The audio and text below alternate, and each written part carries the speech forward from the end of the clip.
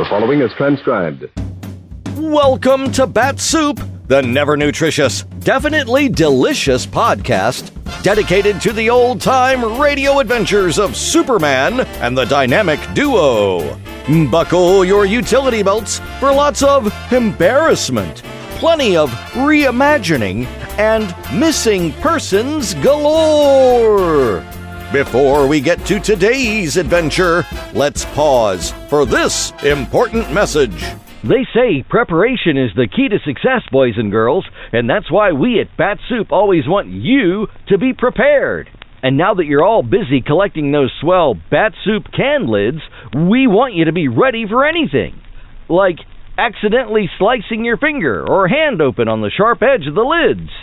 That's why each specially marked can of Bat-Supe comes with a ready-Freddy, amazing adhesive bandage right under the label. Yes, sirree, Bob, those bandages are your Johnny on the spot should any accidents happen while you're getting those can lids ready to send in for, well, but I can't tell you that until next time, gang. So, keep listening. Meanwhile, have your mom keep stocking up on never nutritious, definitely delicious Bat-Supe, and keep saving those can lids for a swell treat that won't be beat. Bat-Supe, available wherever fine podcasts are sold. Some days you just can't get rid of a bomb.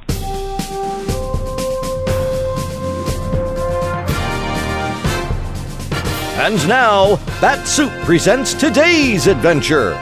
Part 4 of The Story of the Century, as originally broadcast on April 4th, 1946. Kellogg's Pep, the super delicious cereal, present The Adventures of Superman. Faster than a speeding bullet, more powerful than a locomotive, able to leap tall buildings at a single bound. Look, up in the sky, it's a bird, it's a plane, it's Superman! Yes, it's Superman, strange visitor from another planet, who came to Earth with powers and abilities far beyond those of mortal men. Superman, defender of law and order, champion of equal rights, valiant, courageous fighter against the forces of hate and prejudice. Today, as the mystery surrounding recent events at the Daily Planet deepens, Clark Kent is at 407 Clover Street, trying to find some answer to the problem. We'll join him there in a moment. But right now, let's see why Dan McCullough's young pal Rusty is mumbling to himself.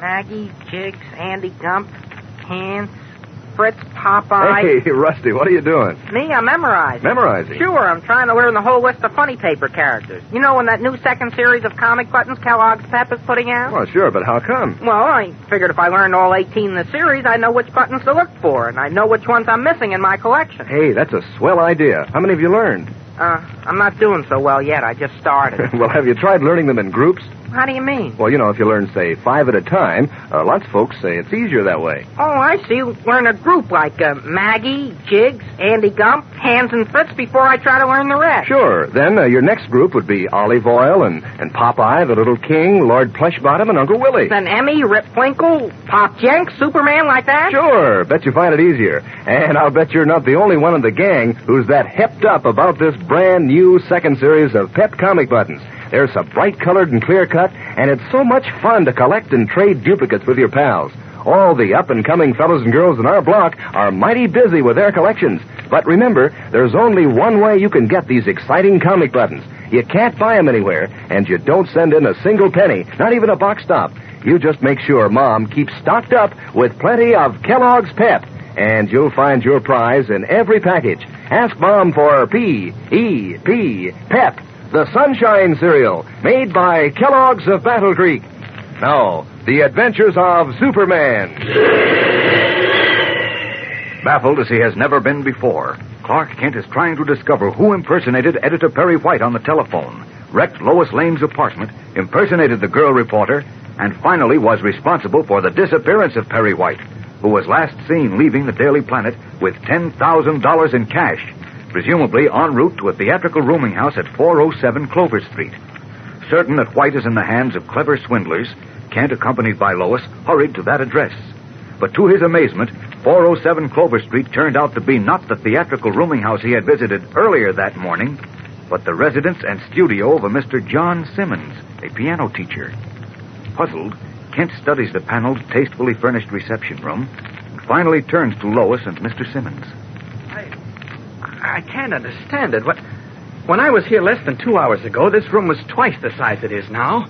It had faded wallpaper and autographed pictures of old-time actors and actresses, and the furniture was falling apart. You're mistaken, And it young was man. a theatrical rooming house. I talked to a Mrs. Walsh, the landlady, in this very room. You're mistaken, young man. I tell you, I'm not. I've occupied this house for 18 years.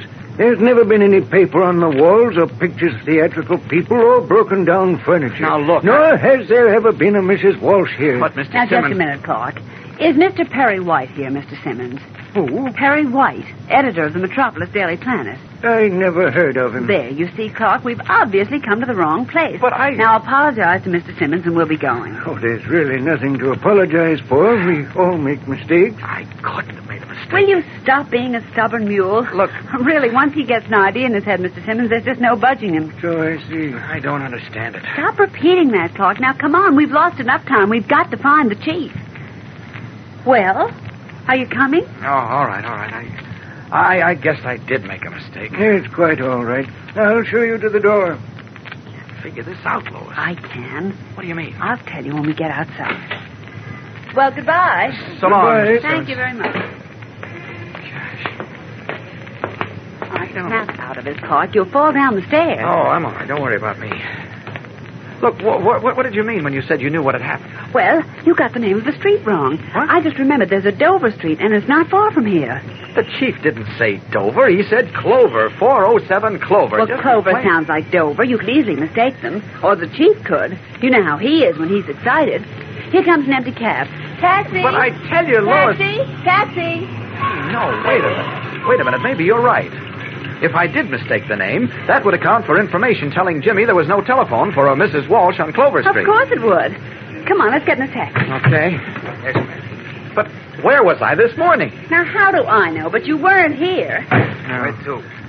407 Dover Street, driver. And hurry, please.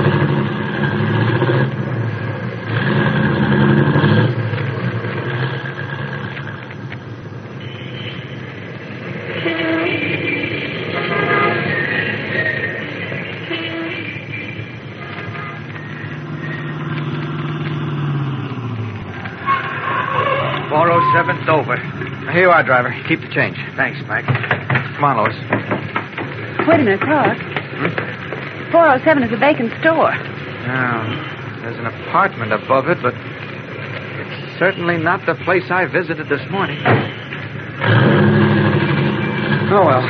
Come on, let's check anyway. Here we are. Here's the entrance. Well, what are you waiting for? Oh, I guess I'm a little nervous. You don't have to be. You're with me. That's a great help. What? Okay. Look, the name on the bell is Anthar. George Anthar. Well, ring it. That's what I'm doing. Oh, there's the buzzer. Come on, let's go. Gosh, those stairs aren't very well lighted. No, I'll hold your arm. All right, come on, up we go. We shouldn't have come here alone, Clark. Relax, will you? It's easy to say relax, but I don't like this one bit. Don't worry. Oh, why did I ever let myself be talked into this? What was that? Oh, The door opened on the first landing. I don't see anybody. Yes, look. There's a man standing at the door. Come in, my friend. Let me do the talking, Lois. My name is Clark Kent. Are you expecting me? Your friends are expecting you, Mr. Kent. My friend? Oh, yes, I see. This is Miss Lane. Do step in, Miss Lane. Why, thank you. If you will come with me, I will summon your friend. We should have brought the police, Clark. Relax. Now, Just step in through these curtains, please. we should. Sure. Go ahead. Nobody's in there. There isn't much light in here. Our departed friends do not like the light. Departed? Hey, wait a minute. Is that a crystal ball on the table? Yes. You're a fortune teller. I beg your pardon. I object to that vulgar term in reference to my ancient and honored profession. I am a spiritualist, if you please. A medium through whom you may converse with the spirits of your dear departed. Oh, Clark, a spiritualist. I thought you said my friends were expecting me. They are, young man. Those friends who have passed beyond their earthly confines. May I ask why else you came to me? A slight mistake on the young lady's part. She was sure Clover Street meant Dover Street, you see. I don't understand. Well, frankly, neither do I. I'm sorry to have taken your time, Mr. Anthar. Yes, goodbye, Mr. Anthar. The door is directly ahead. Yes, I see it. Watch the steps going down, Lois. Oh, all right.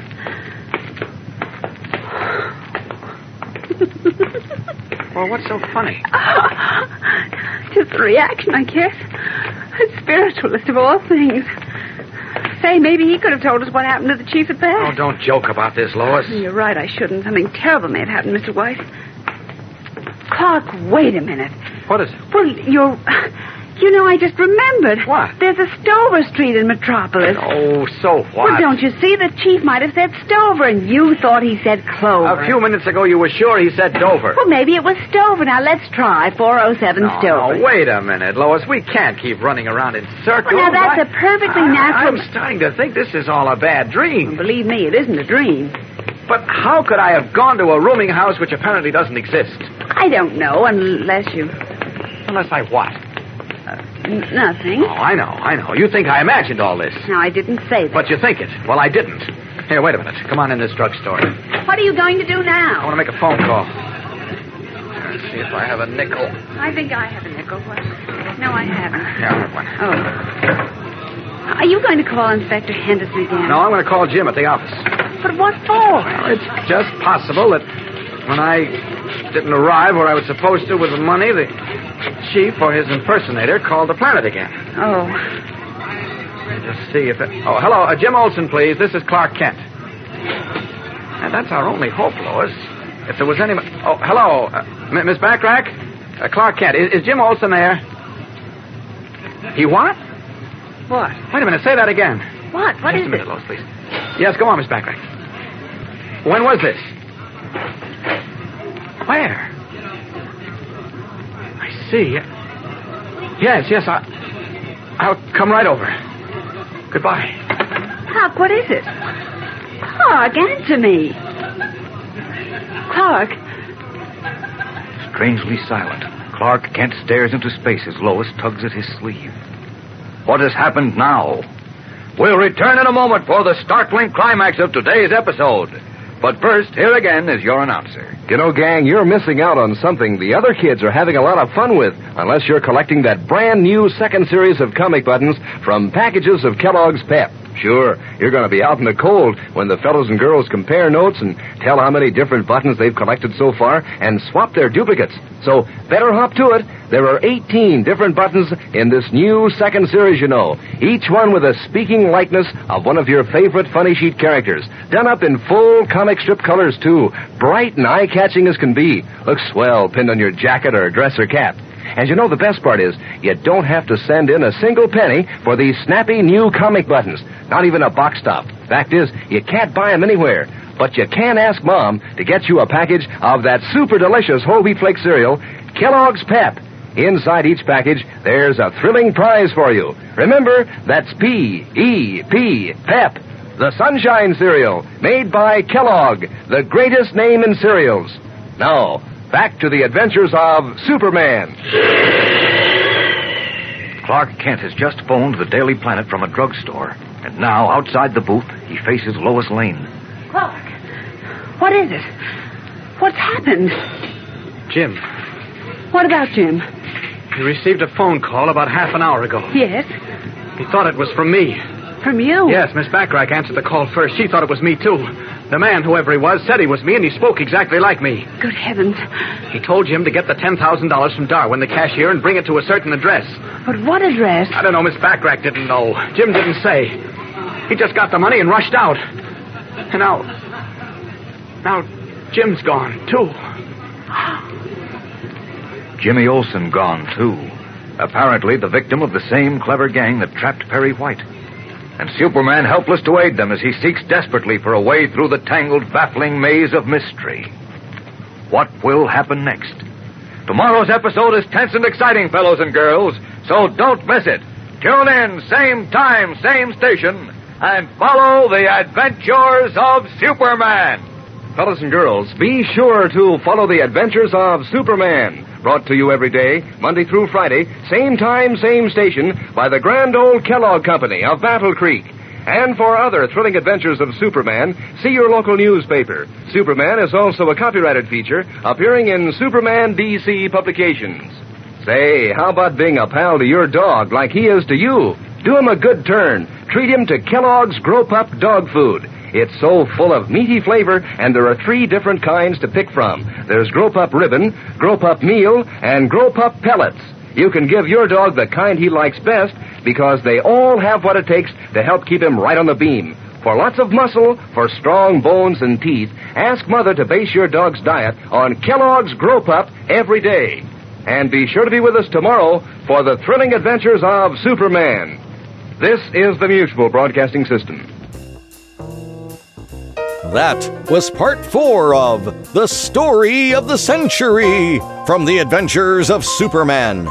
As always, thanks for listening and for your support. If you haven't already, be sure to subscribe to Bat-Supe wherever you get your podcasts. Tell a friend to listen to Bat-Supe. They'll thank you. You can also like us and reach out on Facebook and subscribe to us on YouTube.